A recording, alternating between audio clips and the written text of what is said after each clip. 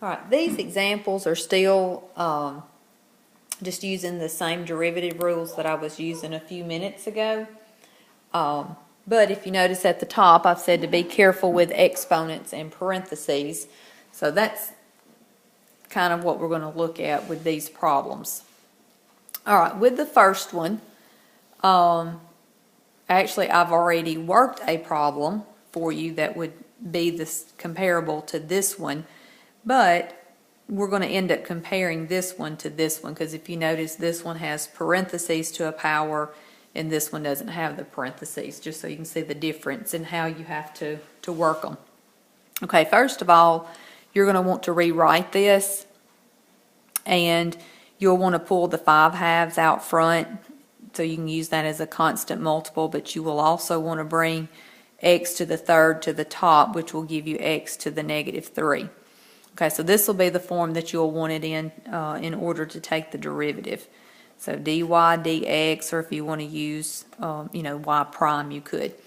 Okay, so 5/2 is that constant multiple. So you'll just have 5/2 times, and then here you'll apply your power rule. So you'll bring your power to the front, and then decrease your power by 1. So simplifying this, you can go ahead and multiply the 5/2 times the -3. So you'll have -15/2. You will want to bring this to the denominator in order to have that final answer written with a positive exponent. Okay, so now, the difference, as I pointed out, is the fact that this has parentheses.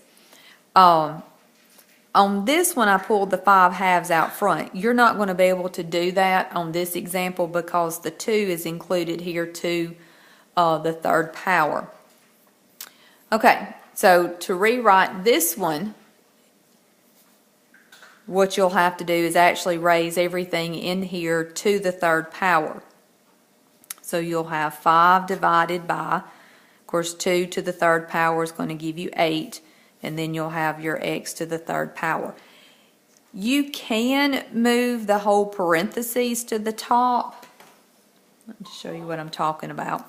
Now, this is not something you're going to want to do right now, but yes, this could be rewritten as 5 times 2x to the -3. So you can, since all of that is to the third power, you can bring all of it to the top and rewrite it this way, but you don't know how to take the derivative of this yet. Okay, this is going to involve something that you don't know. So right now, just raise both terms to the third power.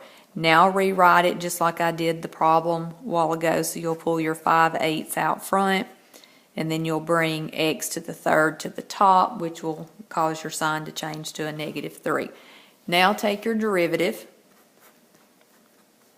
So the 5/8 is just a constant multiple. So using your power rule, that'll give you -3x to 1 less power.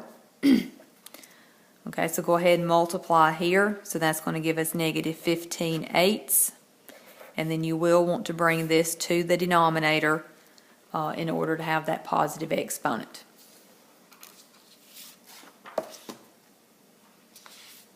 Okay, next. Again, similar situation.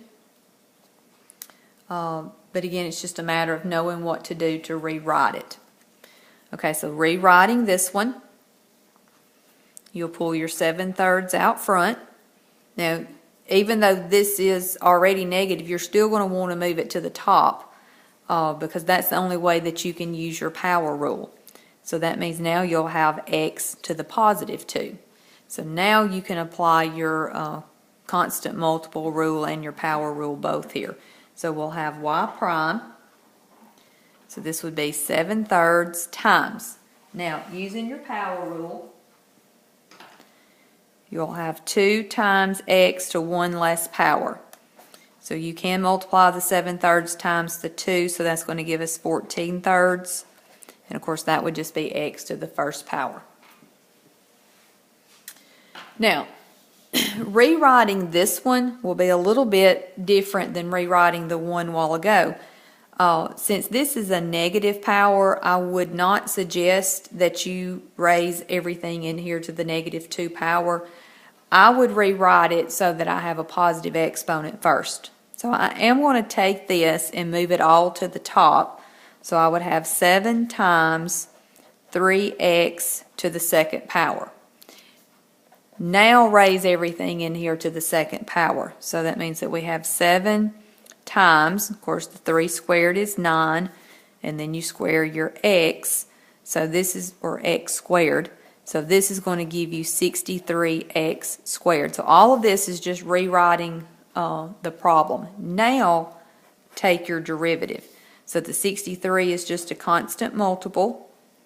Okay, so using your power rule on x squared, you bring your power to the front, times x, decrease your power by 1. So now do the 63 times the 2, so that's going to give us 126x as our answer.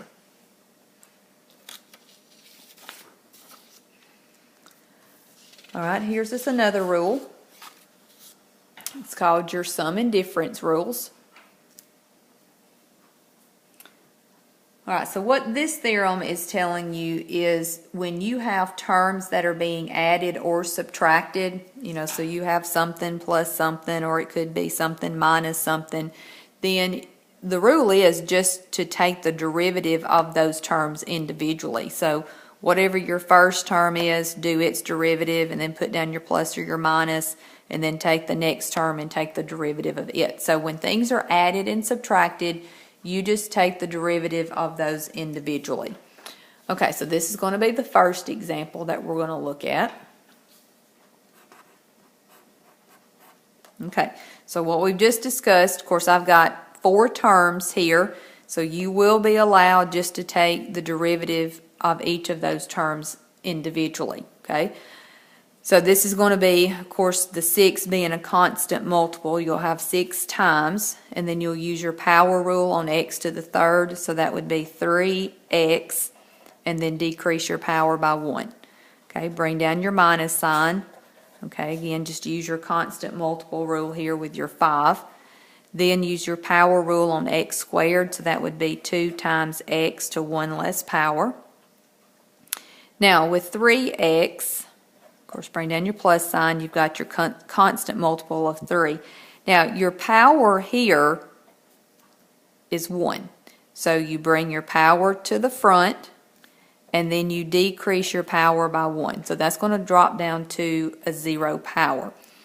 Now, this we learned was actually the very first rule that we talked about. When you're asked to take the derivative of a constant, then it is 0. So actually you wouldn't even have to write that down at all, because you would have an understood minus 0. But I'm going to go ahead and put it, and then I'll simplify everything here for this last step. Okay, so this would give us 18x squared, and then this would give us 10x. Now, anything to the 0 power, remember, is just the same thing as positive 1.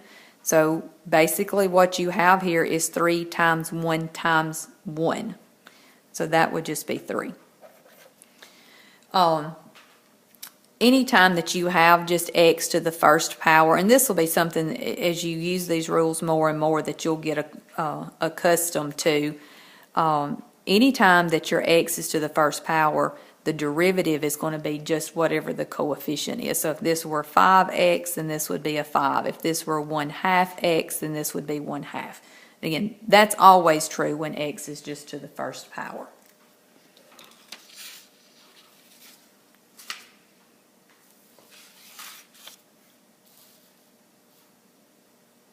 Okay.